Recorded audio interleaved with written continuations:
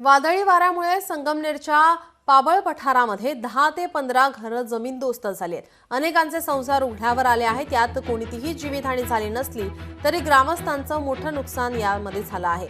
जीव मुठीत घेऊन आदिवासी बांधवांनी मोकळ्या जागेत आश्रय घेतला आहे.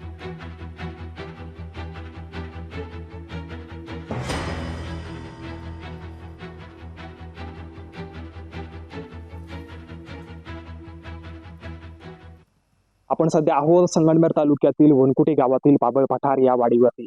या वाडीवरची जर आपण चित्र जर पाहिली तर घरांची छपरं उडालेली आहेत. जी घरं आहेत त्यांच्या विटा कोसळलेल्या आहेत. अतिशय विदारक अशी चित्र आपल्याला या ठिकाणी पाहायला मिळत आहे. एकूणच आपण जर पाहिलं तर या ठिकाणचे जे इलेक्ट्रॉनिक वस्तू ज्या आहेत त्या देखील कोलमडून पडलेल्या आहेत. अनेक जे घरं आहेत त्यांची आपण या ठिकाणी बघू शकतो. असे सगळे पत्रे कोसळलेले आहेत. असे या ठिकाणी जवळपास 10 ते 15 घरं आहेत ही जमीनदोस्त झालेली आहेत. या ठिकाणचे काही नागरिक आपल्या बरोबर आहेत, त्यांच्याशी आपण संवाद साधूया.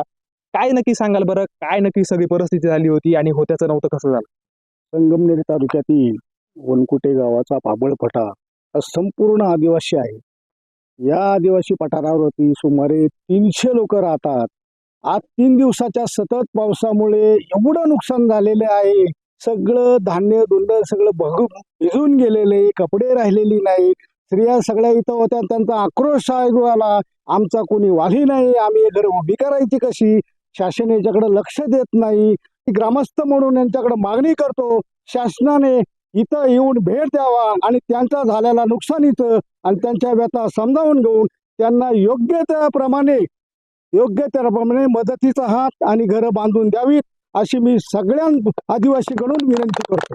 चक्रीवादळ झालं ना, तर मग आम्ही काय केलं की बुवा चक्रीवादळ झालं पण या पावसात पुढे थांबायचं बुवा, असं करून करून ही आमची अख्खी घरं उद्ध्वस्त झाली.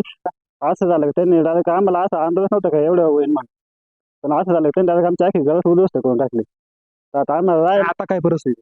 आता अशी परिस्थिती आहे का आम्हाला खायचं बघायचं का राहायचं बघायचं का ते मुलाचं बघायचं. कॅमेरामन सचिन सोनवणेसह मी आदेश वाकळे, लोकशाही मराठी, अहिल्यानगर. लोकशाही मराठी ऐका, पहा, जागरूक रहा.